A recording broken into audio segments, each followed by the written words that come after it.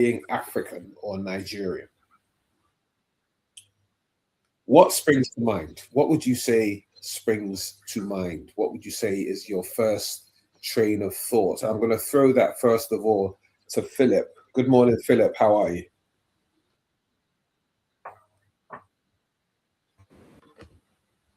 Hello, Philip. Are you there?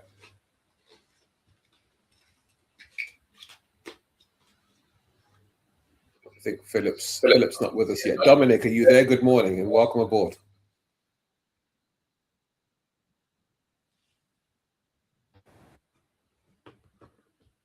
I think everyone's still getting ready.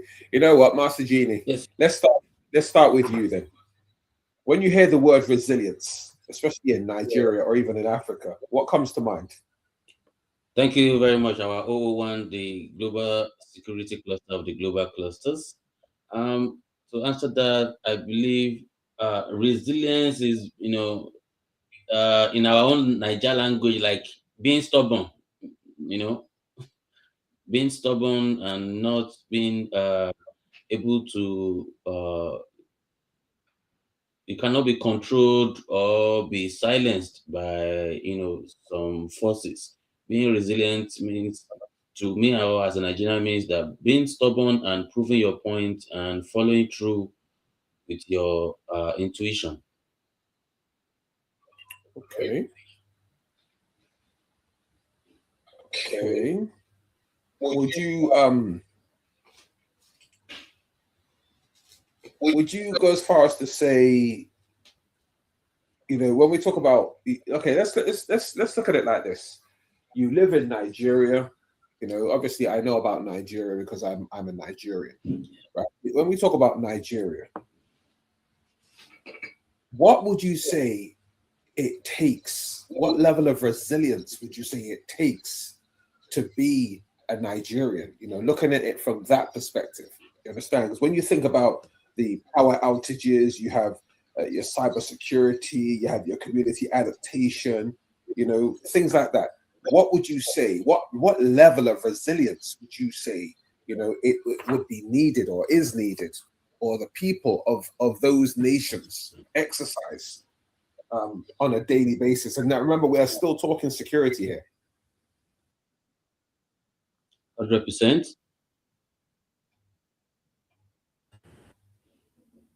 What level?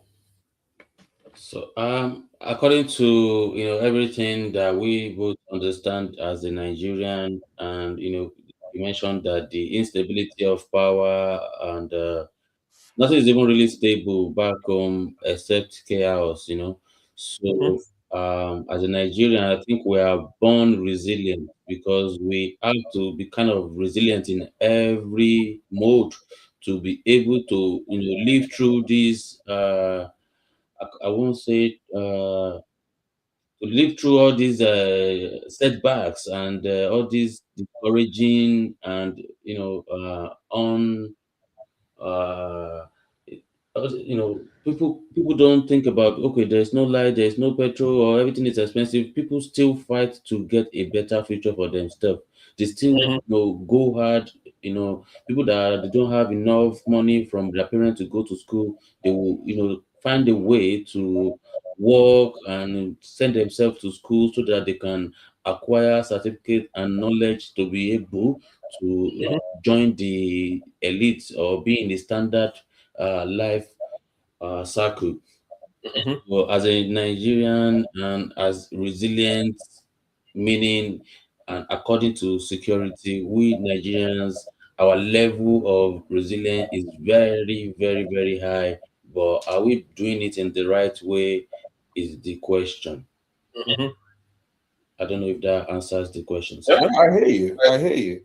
You know, now there are certain things that I sometimes hear or I gravitate towards when it comes to resilience, especially in places like Nigeria, especially in a lot of the African nations. I think of adaptation, I think of survival, I think of recovery. Because remember, in places like Nigeria, especially, when like during your rainy season, there's a lot of people who don't have We don't have proper drainage systems. Yeah. And when it rains, the water literally washes everything away. Everything. There's no anything. And everybody is forced to adapt.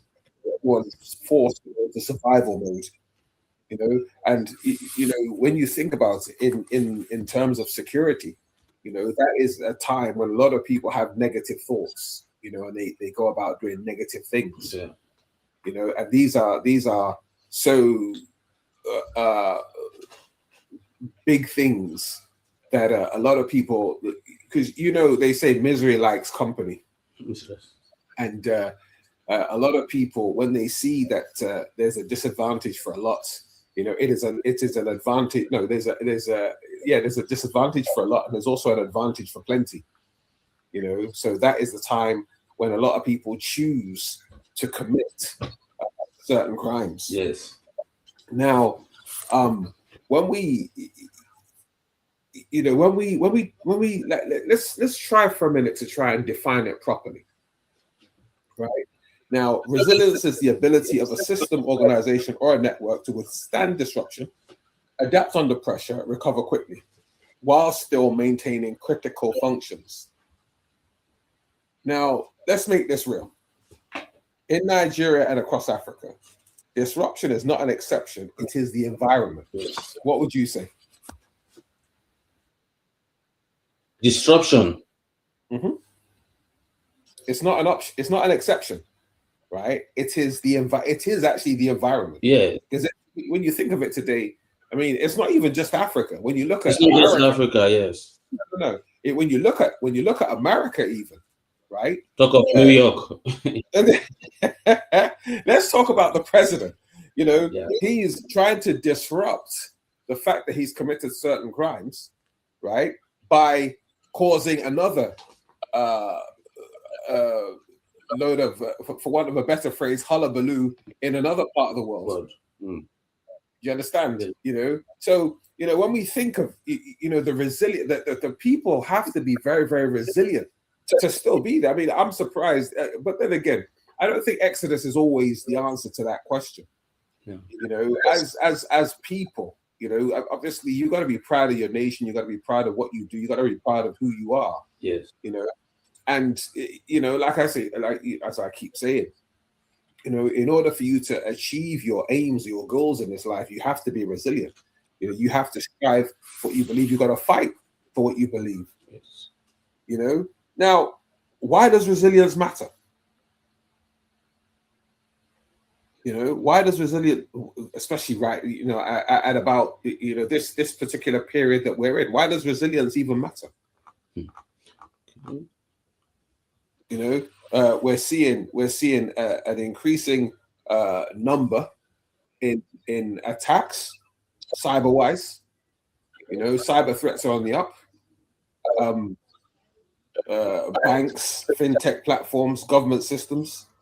Once upon a time, these used to be isolated incidents, but they're not isolated anymore. No.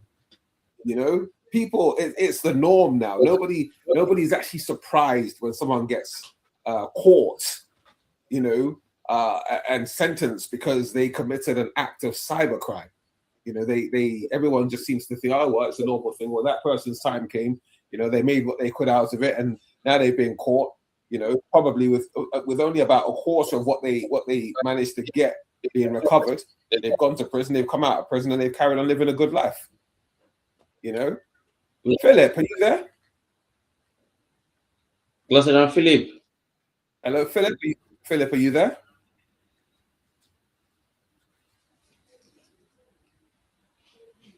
I think Philip is either having technical issues or he's also in another meeting, because on a Saturday morning like this, a lot of us, especially His Excellency, they're probably in about 4 different meetings at the same time. But anyway, we'll carry on, because this is getting very interesting now. We're talking cyber threats. Once upon a time, I remember years ago when they did a movie on the TV about the guy who crippled Barings Bank. He was a white guy, he crippled the whole bank, by doing certain things, and he lost over £1 million, and everyone was like, wow, this is serious. £1 million lost at the click of a button. That's it. But nowadays, people are not even talking £1 million anymore. They're talking 10 billion. They're talking billions. No one talks in millions anymore. They're talking billions. And that's the fact that people are on a regular basis finding means and ways to get around the system. And the fact that every day of our lives, just like I said last week, security is evolving, just like every other industry. Yes.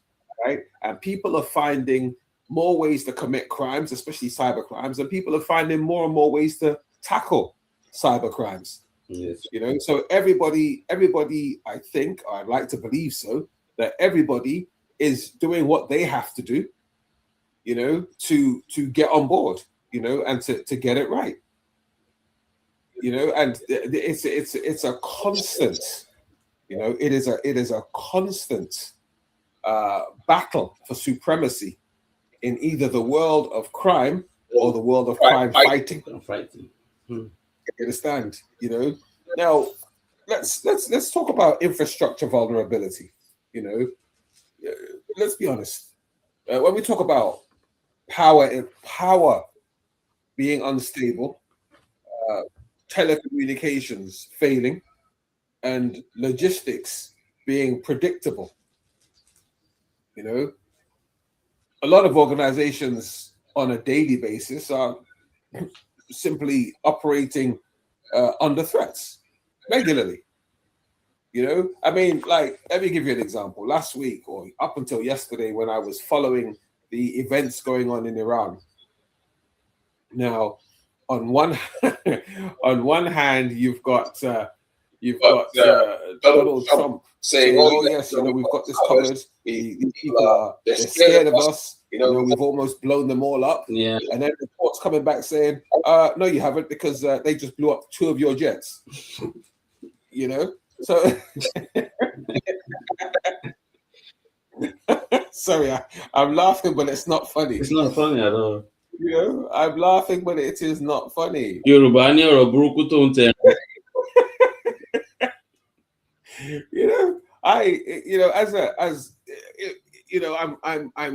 I'm a Nigerian, and I'm glad that I'm a Nigerian. Good morning, Your Excellency. I'm happy to say that His Excellency has just made a grand entrance. It's good to see you, sir.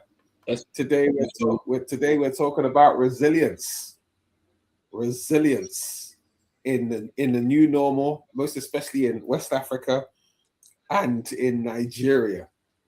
So, when we're talking about organizations being under a lot of stress, and a lot of people know that America is a superpower, right? And you wouldn't think that a country like America would be in the position that it's in. But I tell people all the time, right? I was having this conversation with a gentleman a few months ago, and he was saying, "Oh no, Donald Trump, he's going to get this done and he's going to get that done because that's what he does." And I said, "No, you people seem to forget.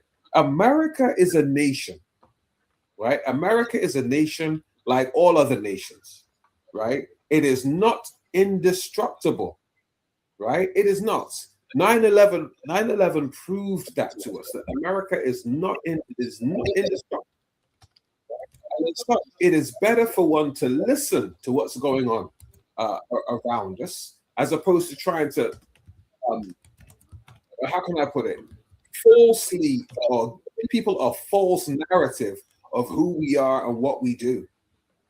The people, the people are owed that debt of truth, because it is the citizens of a nation that have to live under whatever it is that you're doing. And as such, when you're doing certain things, right, you have to carry them along, because at the end of the day, the people who are attacking your nation, whether it is a cyber attack or whether it's a personal attack or a nuclear attack, the people in that nation need to be carried along, because they have to live there. They are not part of whatever it is that you're doing. They're not part of your vendetta. You know, they're not part of your grudge war with whoever. They are citizens of a nation who pay tax to you. You know, and as such, part of the tax that they pay, or the tax that they do pay, is towards their own safety. You know, the British adage says a man's home is his castle. The Yoruba adage is now, if you're living in your house and you don't feel safe, then where in the world can you feel safe? You know, and this is why resilience is a very, very important word in today's security. You know, resilience is not about preventing failure. It's about ensuring continuity despite failure. Right? That's another nugget for you, Master Genie. Right? Resilient is not about preventing failure. It's about ensuring continuity despite failure. So, you know, even if we come under certain threats, or even if certain things happen to us as individuals, right? It is our duty, our job, right, as human beings, as citizens of the world, to keep going and not giving up. Right? Dr. Badmus is here. He had a dream, just like King did, right? Of setting up a platform where every man, woman, child can come on board and live their best version of themselves. And that's how the global clusters was formed, giving people opportunities to get to levels that they never in a million years would have thought that they could get to communicate with a lot of people and you know, a lot of people with different statuses from different areas, sectors of the world that they never thought that they could, right? And even though, you know, there's been a lot of stumbling blocks, he has been resilient in his efforts to keep this going, right? And he's still resilient in his efforts to keep it going, hence the reason why we're all here now. So personally, I applaud the man, right? I applaud the man because he's still doing what he does.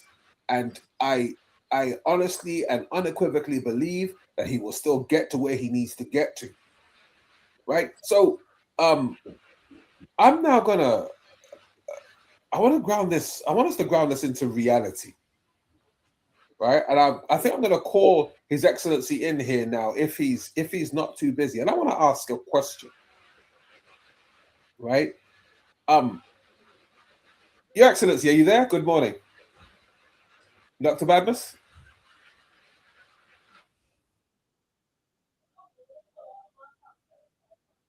Dr. Badmus, are you there?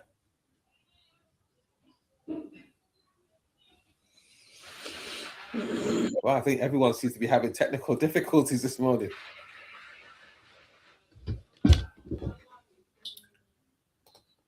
Anyway, Master. Yes, sir. Yeah, Master Genie, I don't know. Is everyone having technical difficulties this morning? Unless they're maybe engaged at the moment. No, everything is working okay at my end here. Right. Okay. I'll tell you what, Master Genie. Yes, sir. Share with me, right, for about, I don't know, 2-3 minutes. Yeah. Share with me a situation where a system failed, but recover for, you know, with yourself, where a system failed for you, but you managed to recover it, and it made a, you know, just your sense of recovery, your sense of resilience made all the difference. That's a big one. Yeah. So thank you so much for that question. And you know, we're talking about resilience in security. And as Nigerian, to answer that your question, yes, we all know that the system does not support young looking guy driving expensive car on the street of Lagos, and you are with no security, and you are not from a big family, and the system normally fails people that are not able to be resilient or be able to stand up for themselves. In my own scenario, with the little education and the little exposure that I have, There has been so many times that the system will have put me down, or labeled me who I was not, or even try to silence me or put me behind bars for the things that I know nothing about, because of just mere system failure. Because it's a system failure when another man look at another man that, oh, you look too fresh, or you look too good, and you're not supposed to be having this kind of good life. So that Mhm. is a place where system has failed us in Nigeria, and as a nation. And because of resilience, and because of being enlightened and being educated, and having enough information to to stay resilient, that's the word, there's no other word. So I was able to escape so many setbacks. There will have been days that many people will even tell me that I will not let you fly out of this country today, and there will be people that will say I will delay you for your flight. All those kind of things, just because I look young, or I don't have a big police beside me, or I don't have a heavy convoy. You understand? So these Mhm. are the failure of the system that we have in place. And now that we're able to talk about this, and we're opening people's eye, people should understand that resilience is not just fighting for what is wrong. It's about knowing the accurate knowledge and information of what you're fighting for, and staying resilient to the end, so that you can achieve your goal, in terms of whether you're going about your business, or you're trying to make a change in the community. Mhm. So the system will have, shamed me, cost me a lot, but my resilience and being able to face them with my own, little education and accurate knowledge and information, that has helped me. And the energy of being resilient has helped me, whereby system would have failed me. Mhm. Okay, that's excellent. I'd like to recognize the grand entrance of Lekback Films Institute. Good morning, sir. How are you? Uncle Baturi, good morning, sir.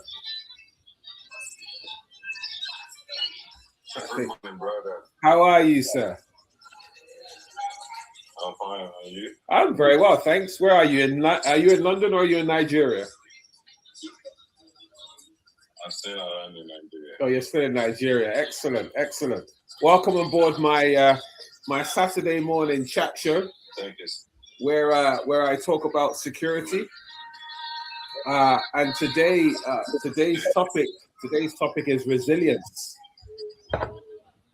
Today's topic is resilience, and I'm pretty sure that those of you in Nigeria, you have to be resilient a lot of the time, especially yourself. I mean, you're a movie maker, uh, and you're normally surrounded by a lot of people, uh, and you have to keep on top of things, or else things go wrong.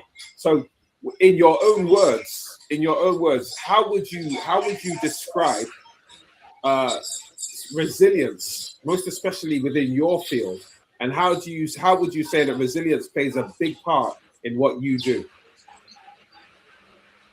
Oh dear, I've lost him. Anyway, moving on. Um, yeah, sorry, Master GD, what were you saying? Yes, I was saying, being resilient and staying resilient has, helped me escape where system will have failed me. Hmm. And that is why the place of resilience is very important. If people understand the meaning and Hmm. use the energy of resilience in the right mode, you know. Hmm. So being resilient is not just being stubborn for no reason or being senseless, but being resilient is knowing the truth and knowing what you want, and being able to stand for it until you achieve it. Hmm. I believe that's my own understanding according I hear that. I hear that, and I totally agree with it. You understand? But like, okay, fine. Now, with regards, because you mentioned earlier on being a young guy driving around in a really nice vehicle. and getting stopped, all the time by the police, and having to answer silly questions, no doubt. Now, how would you say that you've been combating that over the period of time, over the years that you had to be encountering that? How would you say that you've combated that? The only way I've combated it and I've been able to abstain away from it is by staying here in the United Kingdom. Because no matter what, every time I go, just don't let me drive. I don't have a big body, I have a light skin. And they will still are trying to harass. And me, I'm not the type that I have to go about with security. This is my country. So yes, number one thing I first did is to escape. Number one thing that made me not want to stay in my father's land was because of the police brutality and harassment, and all these system errors, because the police that know you in your area will be the one that will come and knock your door the next morning and just say, oh, we're not fine with what you're doing or how you're living, and we want to investigate you without no real reasons, but just because they are police or NDLAs, all those kind of things. Over here, if police see me and stop me and ask me question and answer, if I have not broken any law and I'm not on any wanted list or anything like that, you don't just get arrested for being a young person. But in Nigeria, you go and drive Benz and you have tattoo and you are looking fresh, you're going to get arrested if you don't know how to talk, if you're not educated, if you are not well outspoken, if you have the normal level of education that we have been sharing on the global cluster for everybody to be able to, hold their stand and be resilient in every way. But if it's just the normal way in Nigeria, you will not be able to combat it. So the only way I've been able to combat it is by, education, with the exposure that I have, and I will talk to them. But those are the ones that want to listen. But you won't be able to combat those kind of situations if you are, on the street of Lagos in the middle of the night where there is no plenty people. So the only way to combat a broken system is resilience, but at the same time make sure the energy of your resilience is it's positive and you're being resilient in the rightful manner. Yes, so that has been the only way me have combated that Nigerian problem of being harassed and being underestimated, and the system making us feel inferior in our own country. Okay. Oh, so if I'm going to a question now, what would you say worked? What would you say has failed? And what would you have made? What would have made the system or that system truly resilient for you? Thank you, sir. As this is about security and a place of resilience, I've been able to survive a lot of disruption with the resilience, as an individual and, in an uncertain environment. In Nigeria, many citizens have, shifted from who will protect me, it's about how do I survive anything. And that is the framework that is being used in every home right now. So can people rely 100% on public security system? The answer is obvious to all of us. So the only thing I would love to change is to rebuild the public security system. You understand? And that will also reduce, people not having trust in the government anymore or in the system.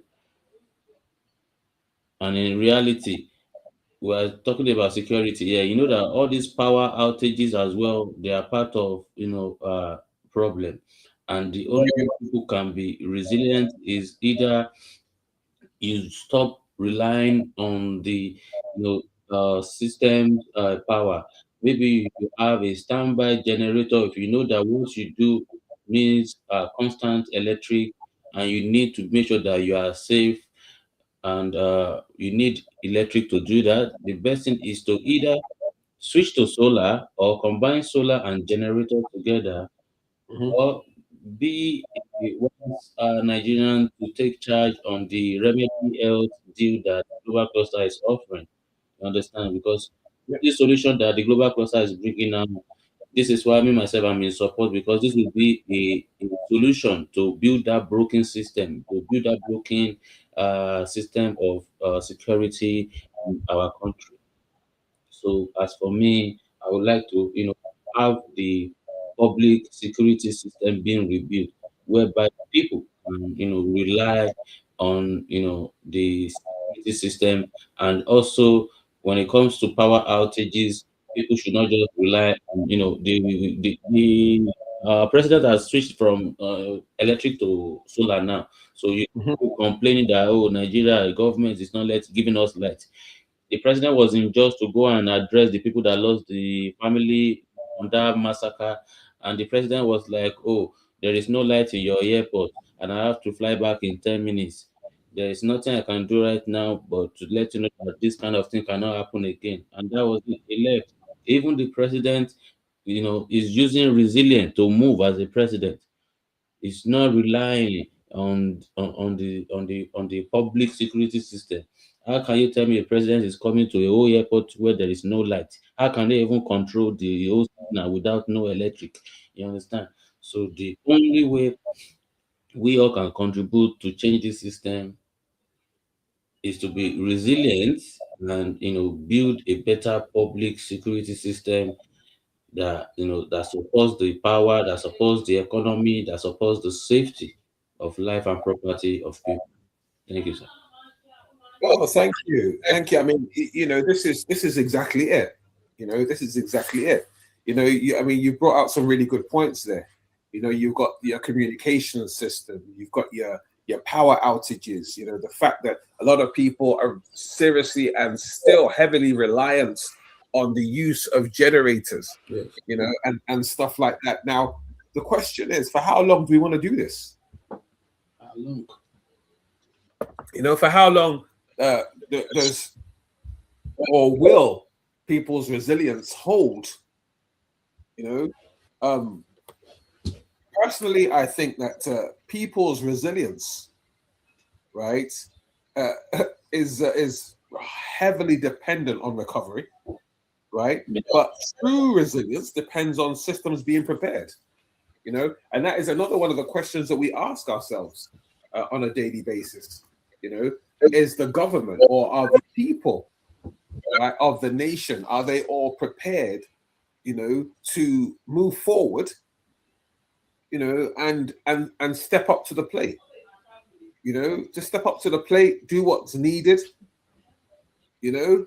I mean, I don't know. I mean, I think as we've been saying, we've got what? We've got about two or three areas, right? We've got about two or three areas, if not more, right? Areas that in today's money, right, people need to look into, especially in places like West Africa. We're talking cybersecurity, we're talking infrastructure, we're talking about regional coordination. But if we start with cybersecurity, right, what do we need to do? We need to strengthen the national CERT, right? yeah, We need to improve on our incident responses.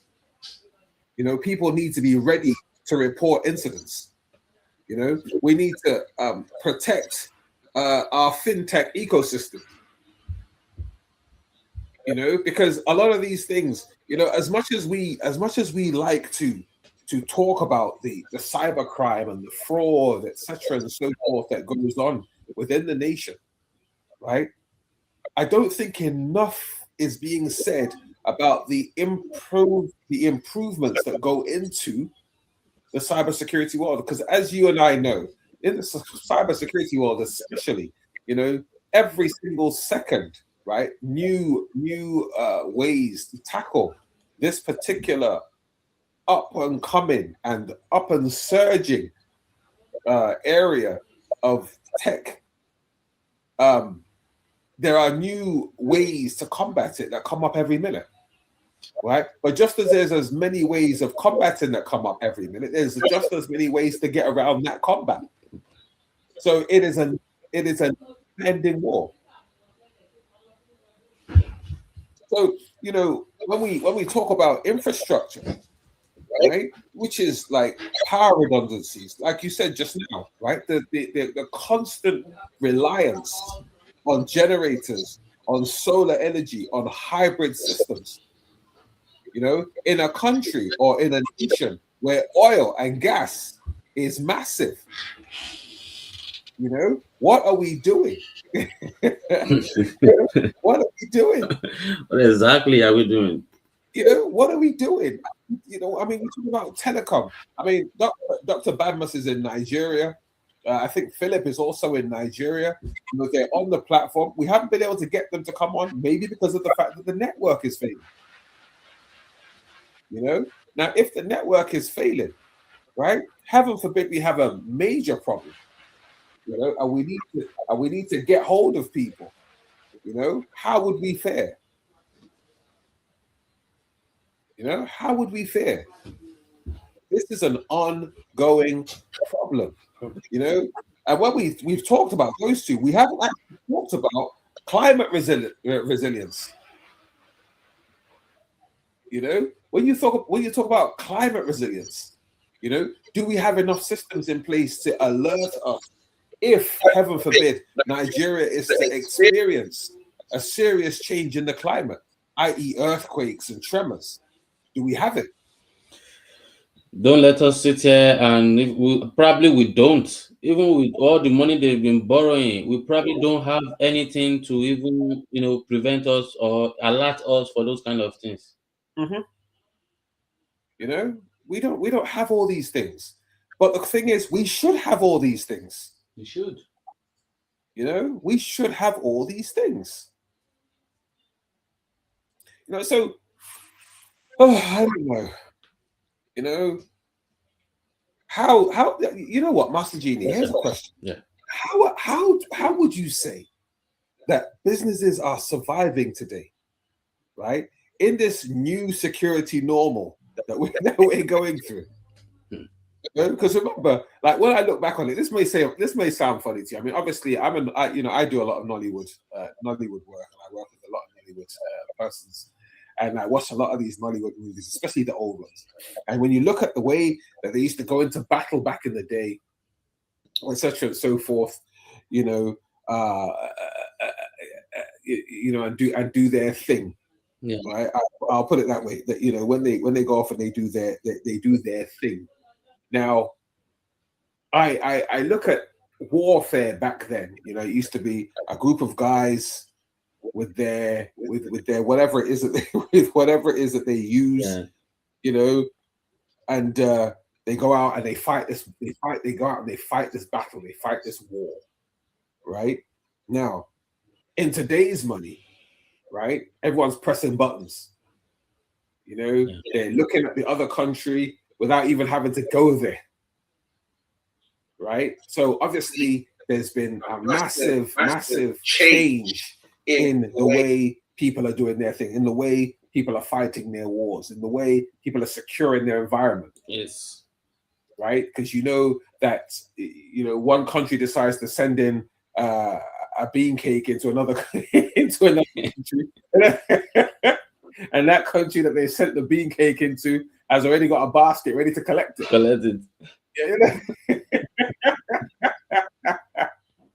You understand? Yes. So all these things, right? Now, in today's money, right? How are businesses? How are people? How is anybody surviving? How is anybody surviving? I would go as far as to say that a lot of us in the world today are having to grow up very, very fast. That's number one. And the word of today, resilience, Mhm. being the main backup Mhm. of most of our brothers and sisters back home, because Mm. no matter how successful you see anybody, they will tell you they are not doing just one business. They might have one legal and they might have several illegal. Mhm.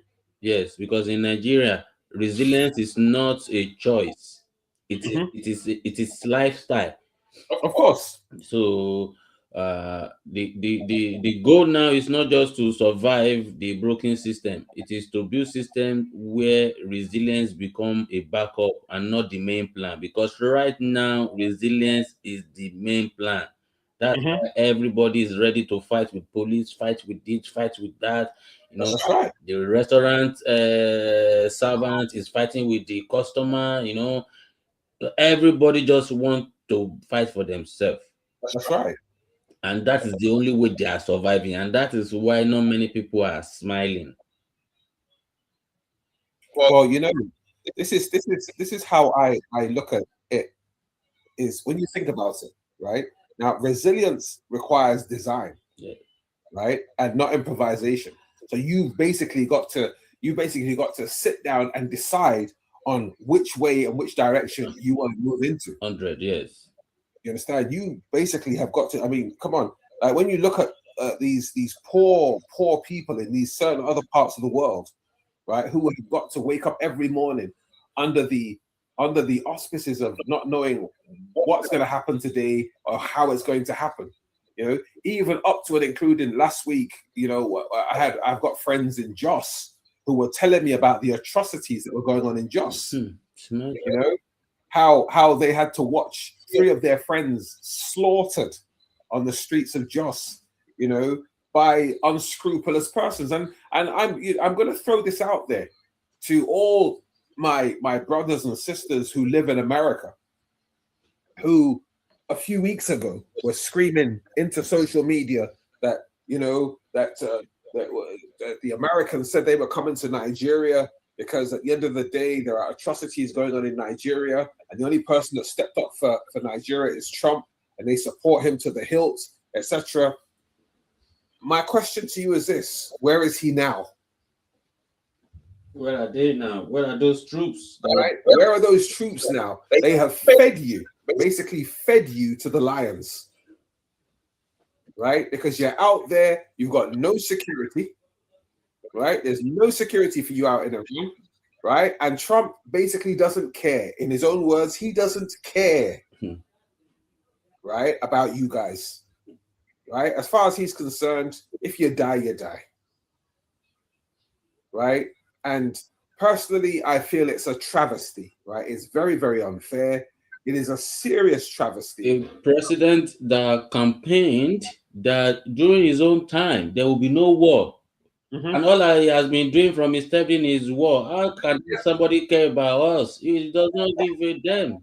That's right. That's right. So I don't know. I don't know where we go. How are we even sure? We're going to shout on CIA. No, who is funding those people? Who is sending the ammunitions?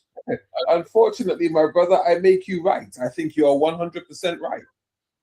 I think you are 100% right. How are we so sure that this,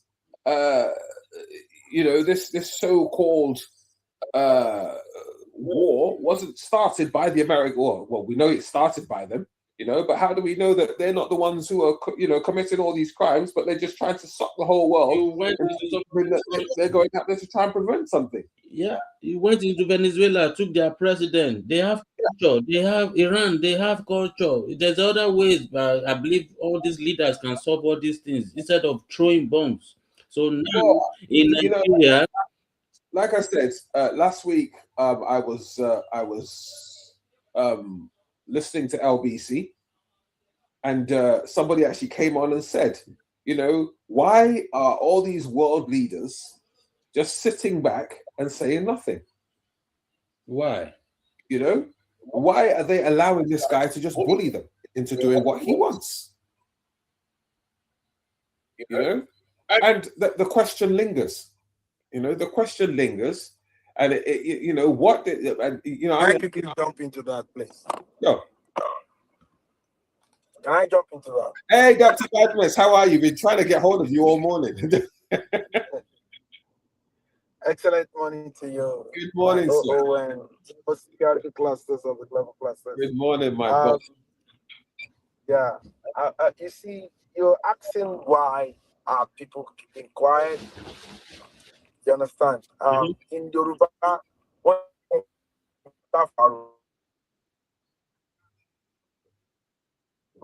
if the other leaders react, just like what is going on in Iran right now, a war between two nations based on the interests of other nations, if they have to react, it might start another world war. Which is something that we know. Which is something that we know that certain people actually want. So now, already, what is currently happening with Iran and the United States and Israel has already gained traction all over the world. We have in Nigeria, we are feeling the heat in prices of gas. We're not supposed to feel it, but we are feeling it. And the reason why we are feeling it is because we produce 1.8 million barrels per day.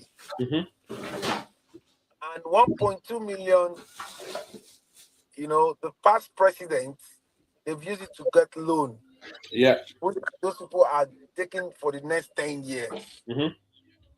So this remaining 600,000, the current administration cannot afford to say they want to sell it locally.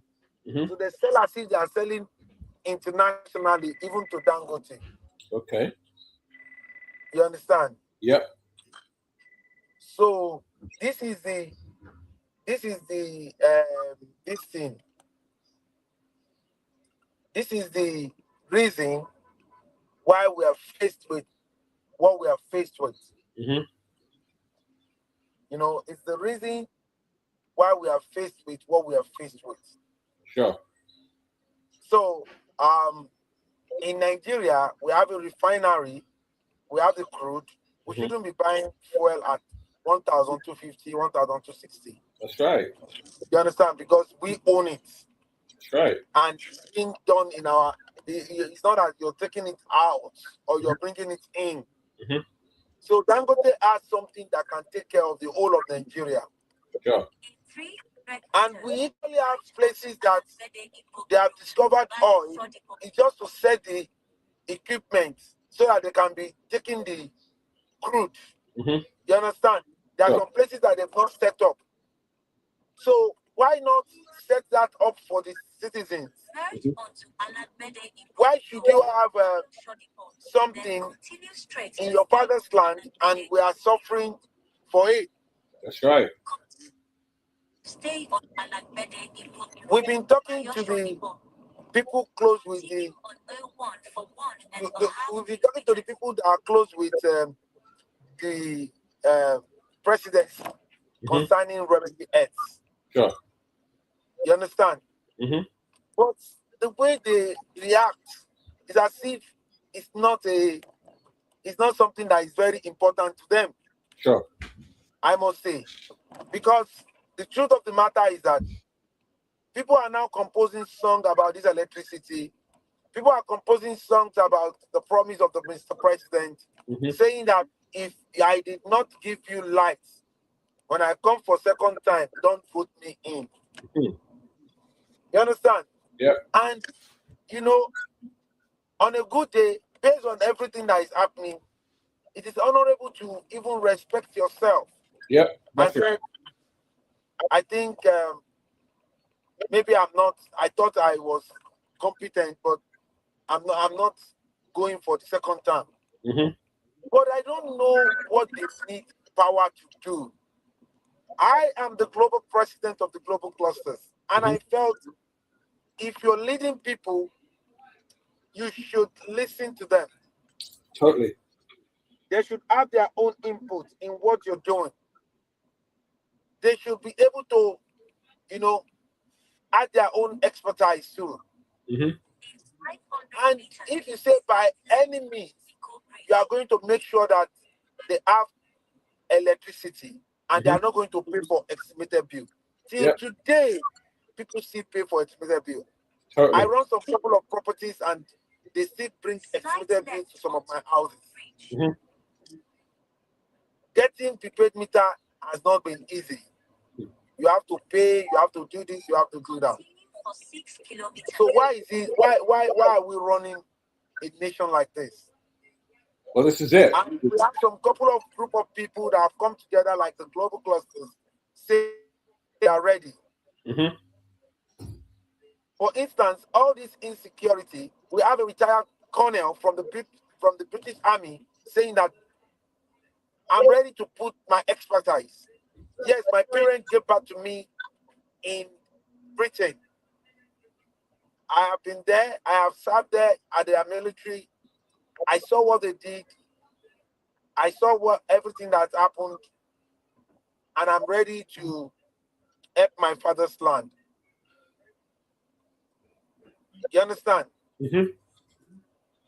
And I'm ready to help my father's land. And he's been coming here every Saturday, educating us, sensitizing us. Even we that we have been educated, most of us are not. You can see that we have a compound issue here. A compound issue. Our issues are compounded because some of us, the place we're supposed to jump into conversation like this and air our own opinion and ensure that we talk about these things, we don't do that. So where are we, Nigerians? What do we want? What are we supposed to do? So my take on this is that every one of us needs to understand that the urgency of fixing our nation cannot wait till tomorrow. It has to be now. The revolution we all needed is by empowering ourselves with the right knowledge, with the right thing.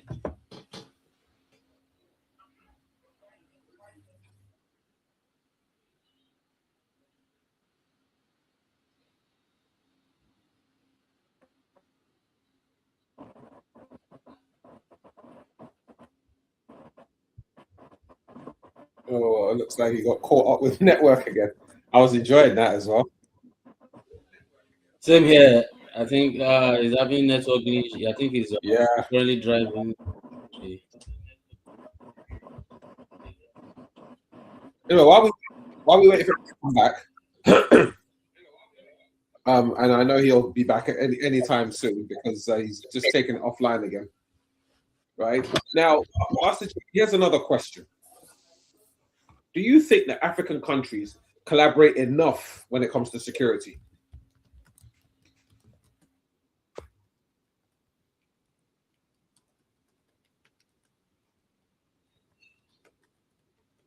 Master Genie, you there?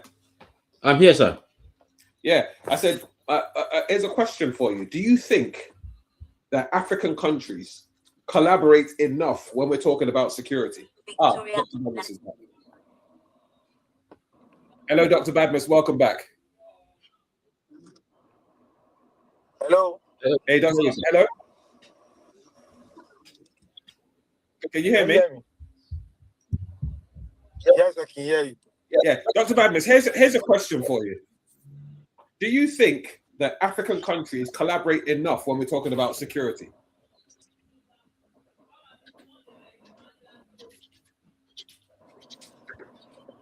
Come again, sir. I said, do you think that African countries collaborate enough when it comes to security? African what? African countries. Do you think they collaborate enough when we're talking about security?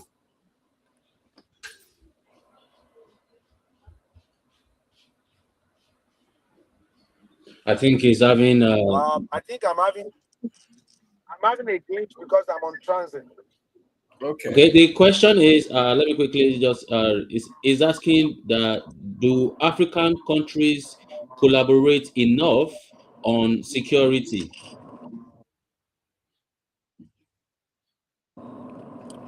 Oh, you mean do we collaborate enough? Yes, when it comes to security, does African countries We have not. collaborate? We have not, and that is insecurity in Africa. We have not. You know, we are the one actually deceiving ourselves. Are you getting what I'm trying? Yeah. Let me take it from the smallest unit. You know, even a single guy or a single lady that lives in one room. You understand? If you felt any form of threat, take the exit toward Victoria Island. If you feel any form of threat in that room, that was your one room. You will make every fight it. Take the exit toward Victoria. I remember something happened. I think it was this year or last year. I saw something in my living room. 400 meters. My officers base Marina 2. I fought it. I think it was a bed or something. Some people would be scared. Oh, this. Maybe I didn't even discuss with anybody. If not that, you understand? I brought out is it broom or something, and I fought it. In 500 meters, slight right onto the ramp. You understand? Yeah. I fought it. So why? I fought it because I fought it until that thing is that it ran out. I fought it myself.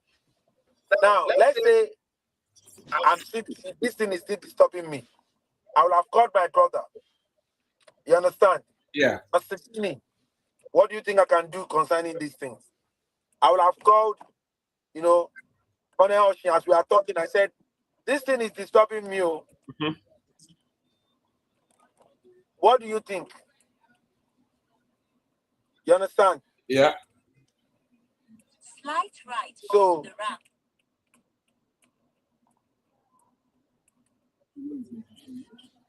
This thing is disturbing me. Like this. So in 200 meters at the roundabout. Okay. Now, with that in mind, right? With that in mind, like we, as with reference to the question that was asked that you have so graciously answered, when we're talking about collaboration, obviously you saw a problem, you proffered a solution, you called out to somebody who you believe could help you proffer a solution. Now, let me just wrap up with this. Sure. Sorry, sir. So what I'm trying to say is that, first of all, we are not fighting enough. We have Echo Monk, we have these things. We are not fighting enough. Two, okay, if we could not fight it, let's say we have fought enough and we could not fight it, and we see how this insecurity are killing all of our military people. They are turning their spouses to widows and all of that. So, okay, what do we do? Okay, let's call for help. America is capable of clearing them. So many nations are capable of clearing them. Is that we don't want to clear them yet, or we are not seeing them as an issue. People died in Jos. Who are they arrested? Exactly. No arrest. Nothing is happening. Come on, are we serious at all? Well, this is the question. This is the question. Do we really want to combat this at all? So are you saying those people came into our border, came into our nation by what? Is it by helicopter? So what are the Air Force doing? Don't we have Air Force? Exactly. There's a lot of there is actually a lot of unanswered questions, and I'm sure you'll agree with me that there are so many unanswered questions, especially about last week's attacks in Jos. A lot of unanswered questions, and a lot of questions that still need to be asked. But Dr. Badmus, while I still have you, what would you say? What would you say is one action that we can take, starting possibly this month, to improve our resilience as a nation?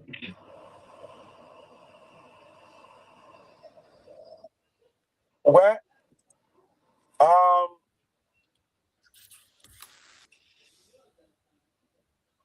as a nation, it has always been a personal thing. Mm-hmm. People have always organized their own security Mm-hmm.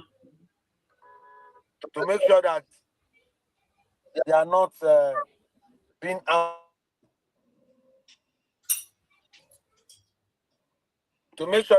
being ambushed. Mm-hmm.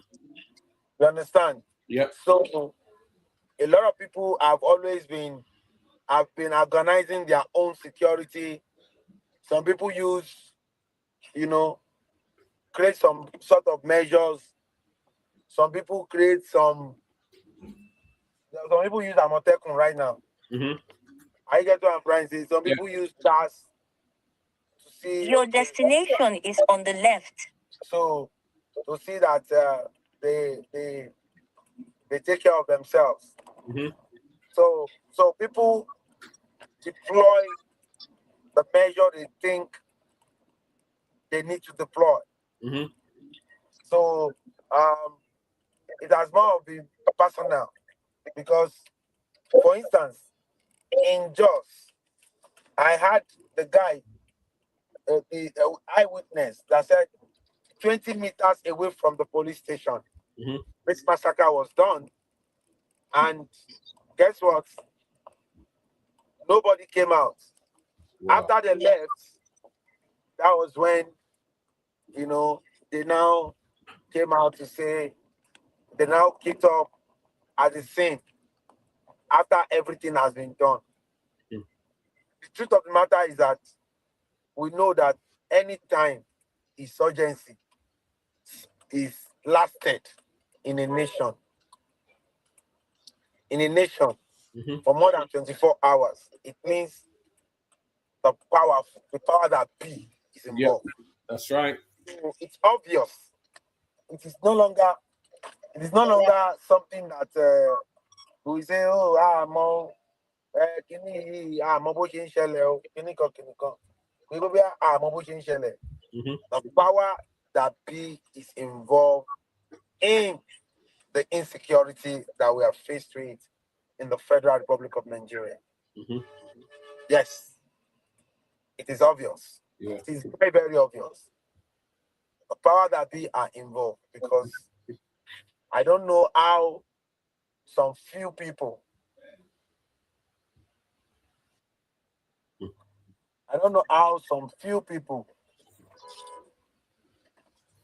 sorry, I want to park. I came for drive up. Okay. So, the power that be, Mm-hmm. the power that be are actually part of what is currently going on. So it's not this thing. If the power that be is not part of it, manslaughter happened in a country like Nigeria. No one was arrested. Mm-hmm. No one. No arrest. No. We've detected this thing.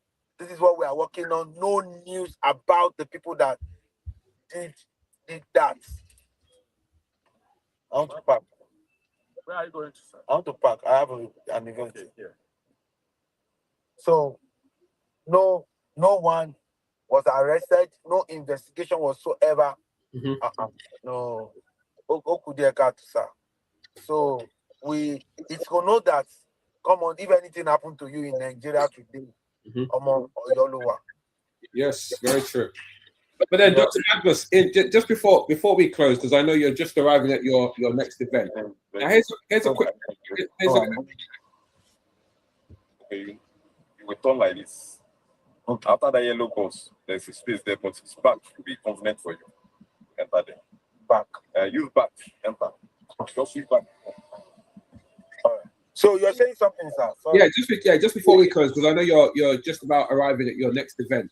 Now, here's just a quick question for you. Right now, with regards to small organizations, right? How do you think, or what would you say your take would be on how small organizations can build resilience? What role do you think governments play in this? The building of small organizations, government, private sectors. How do they all measure their resilience effectively? You see, when you talk about these things, maybe we have the global clusters, and you have seen how we've been talking, we've been trying to get the government attention. I've seen Babangida, I have seen people, I've seen El Rufai. El Rufai personally said, Badmus, give me your number. We need people like you. You understand? Are you getting my point? So, what I'm trying to say to you is that our government, they are actually sluggish. They are very, very sluggish. With due respect, please. They are sluggish at doing what they are supposed to do. They are sluggish at doing the right thing, and it shows some sort of nonchalancy. It shows some sort of nonchalancy when you discuss with even the leaders. It's one that the leaders are equally sluggish. So what can you do? To a thing like that. What can you do as a woman being? What can you do? So my brother, as a small organization, you need to pave your way. You need to pave your way. Create. When I was nominated to implement educational bilateral agreement between Turkish government and Nigeria, that incident exposed me so well. The letter we wrote to the Ministry of Education has not been replied up till now. Imagine, I was expecting that Ministry of Education, I even went to Kaduna, the Commissioner for Education, the letter written to them has not been replied up till now. Now, imagine we are waiting for them to do anything. I told you, a lot of people have great ideas as to make this country a better place. But the issue here is that where is the soft landing? If the idea of the global clusters were to be in a neighborhood, in a developed nation, the county will have bring out money to sponsor it. We have seen local government here. I went to see a local government chairman, and they were not even seeing what we're seeing. All they wanted is, okay, how can we get money and how can we do this thing? So it is quite unfortunate that we find ourselves in a situation that we find ourselves. But one thing I want to say to everyone that cares to listen to me is that the global clusters has come to stay. And when you get to some certain point in your life, you don't feel. When you get to some certain point in your life, you don't give it down anymore. Mm-hmm. I have gotten, me, Badmos, I've gotten, I believe I have tried in life. Mm-hmm. You understand? Mm-hmm. I have tried. If I have a power, you understand? Mm-hmm. So if I have gotten to this level, yes, yes, if I have gotten to this level of my life, Mm-hmm. you know, starting from nothing 26 years ago, practically homeless, Mm-hmm. and now I got to one thing me to know the wood is full Mm-hmm. is 4 letters WORK. Mm-hmm. And that's what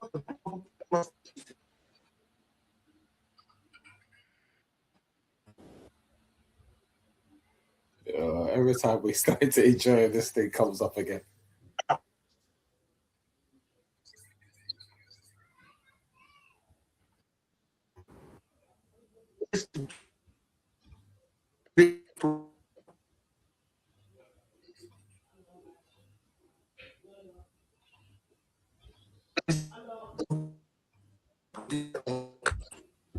through W.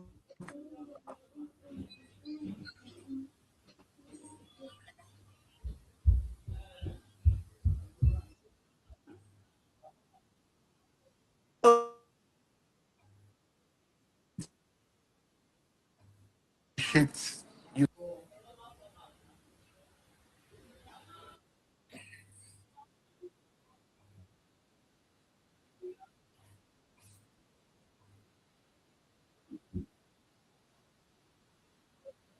Yeah, Master Genie, you still there?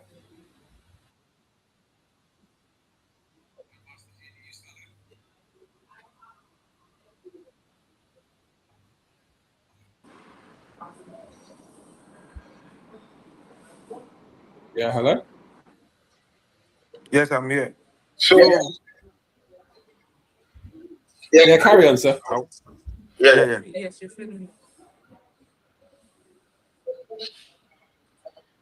Okay, so let us all do this for ourselves. So that is what um, we are trying to say. Okay. So thank you very much. No? Let me quickly attend Yeah, to it. well, I'm gonna round up, but before I round up, and before I get His Excellency to do his most favoured part of my Saturday chat, so I'd just like to wrap up today and leave everyone with this: resilience is Africa's superpower. Every day across Nigeria and the continent, we see people, systems, and institutions adapt, innovate, and push forward despite challenges. That spirit is not accidental; it's resilience in action.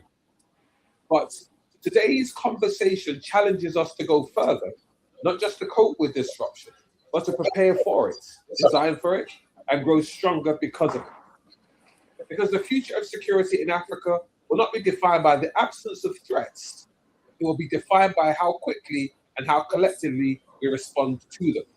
This is our moment to move from reactions to readiness, isolation to collaboration, vulnerability to strength, and that starts with each of us.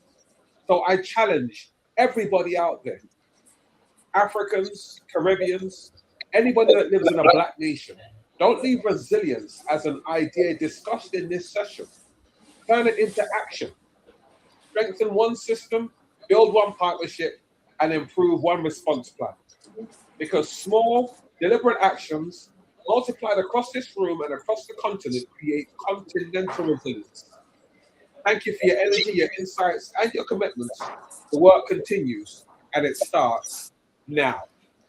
With that, I wrap up and I hand over to Dr. Badman to give us the closing remarks. And I will see you all again next Saturday, same time, same place. I am Michael Gbenga Oshin, the 001 Global Security Clusters of the Global Cluster, CEO of Clear Cross Group, and the Director for Security and Protocol with the National Youth Alliance. Over to you, Dr. Madness. All right. Thank you very much. I want to quickly announce this that we have the GCA, a new product from the stable of Goodmost Learning Center org, one of the org in the global clusters. You know, the global clusters org are springing forth with different kind of things that is impacting the nation. The GCA is competency, is global competency assessment test to assess your competency, and